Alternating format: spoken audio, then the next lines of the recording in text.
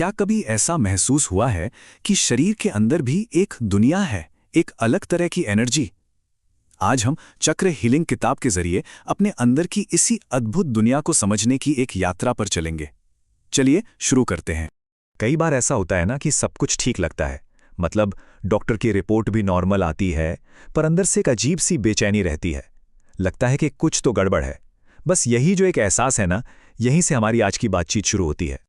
चलिए इस किताब से मिस पी की कहानी को समझते हैं। वो अपनी नौकरी में फंसा हुआ महसूस कर रही थीं। उनको तनाव था, शरीर में दर्द रहता था, लेकिन ये सब ना एक गहरी समस्या का बस एक इशारा था।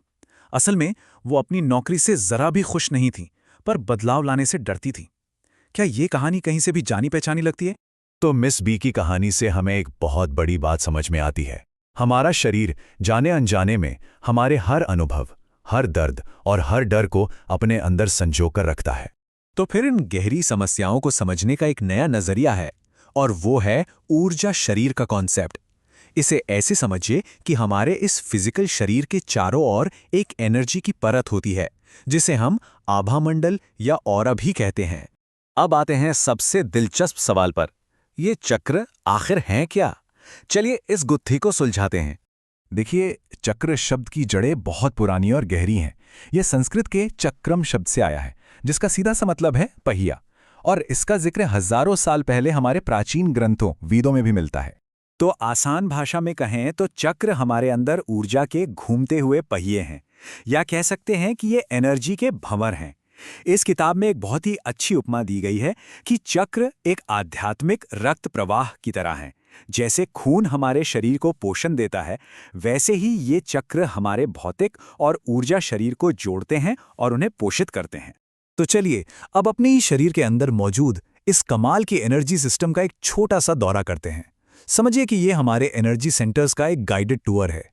हमारे शरीर में 7 मुख्य चक्र होते हैं, जो हमारी रीढ़ की हड्डी के साथ साथ नीचे से ऊपर तक एक सीधी लाइन में होते हैं। जो नीचे के 3 चक्र हैं वो हमारी भौतिक दुनिया से जुड़े हैं, और जो ऊपर के 3 हैं वो आध्यात्मिक दुनिया से। और इन दोनों के ठीक बीच में है हृदय चक्र, जो एक पुल का काम करता है। शुरुआत करते हैं सबसे पहले चक्र से, हमारी नींव से, यानी कि मूल चक्र। इसका सीधा ताल्लुक हमारे सुरक्षित और स्थिर महसूस करने की भावना से है। जैसा कि आप देख सकते हैं, मूल चक्र हमारी बुनियादी जरूरतों को कंट्रोल करता है, जैसे खाना, घर और सुरक्षा।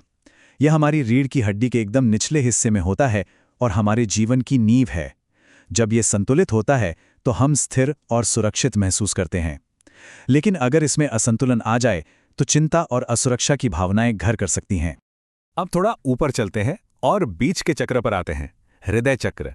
जैसा कि नाम से ही जाहिर है, ये प्यार और करुणा का केंद्र है। हृदय चक्र की भूमिका सिर्फ दूसरों से जुड़ने में ही नहीं है, बल्कि खुद से जुड़ने में भी है। ये हमारे निचले यानी भौतिक चक्रों को ऊपरी यानी आध्यात्मिक चक्रों से जोड़ने वाले एक पुल की तरह काम करता है, जिससे हमारी जिंदगी में एक गजब का संतुलन बनता है। जब ये खुला होता है तो हम आसानी से प्यार दे और ले पाते हैं।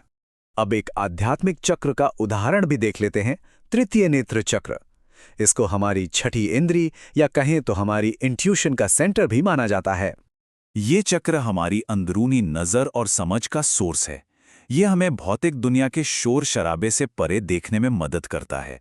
ये हमें सिखाता है कि कभी-कभी हमें अपने मन की आवाज़ पर भरोसा करना चाहिए। अच्छा, तो हमने चक्रों के बारे में ये सब जान तो लिया, पर इसका हमारी असल जिंदगी से क्या लेना देना है? आइए अब ये देखते हैं कि जब हमारे चक्र संतुलन में होते हैं या नहीं होते, तो हमें असल में कैसा महसूस होता है। हृदय चक्र का ये उदाहरण कितनी अच्छी तरह दिखाता है कि चक्रों की हालत का हमारी भावनाओं पर सीधा असर पड़ता है। जब ये संतुलित है तो हम प्यार और खुशी महसूस करते हैं, पर जब ये असंतुलित हो जाता है तो अकेलापन और दुख महसूस हो सकता है। ये हमें कहानी की शुरुआत में मिस बी की समस्या की याद दिलाता है ना? तो चक्र हीलिंग का जो मूल विचार है वो यही है, अगर हमारे ऊर्जा शरीर में संतुलन है तो हमारी जिंदगी में भी संतुलन और तालमेल होगा। इस विषय को लेकर कुछ आम गलतफहमियां हैं जिन्हें दूर करना बहुत जरूरी है। पहली बात, हीलिंग कोई बाहरी प्रक्रिया नहीं, ये एक अंदरूनी यात्रा है। दूसरी बात, ये किसी धर्म से नहीं जुड़ा है, बल्कि ये एक आध्यात्मिक अभ्यास है। और तीसरी और सबसे जरूरी बात, इसका मकसद जिंदगी के अंधेरों पर ध्यान देना नहीं, बल्कि प्रकाश और जागरूकता को बढ़ाना है। और अंत में ये याद रखना बहुत ज़रूरी है कि ये एक प्रक्रिया है, कोई मंजिल नहीं। लक्ष्य एकदम परफेक्ट बनना नहीं है, बल्कि इस यात्रा पर खुद के प्रति जागरूक और दयालु रहना है। तो आज की इस चर्चा को एक सवाल पर छोड़ते हैं। आपकी ऊर्जा आपको क्या बताने की कोशिश कर रही है? इस पर ज़रूर सोचिएगा।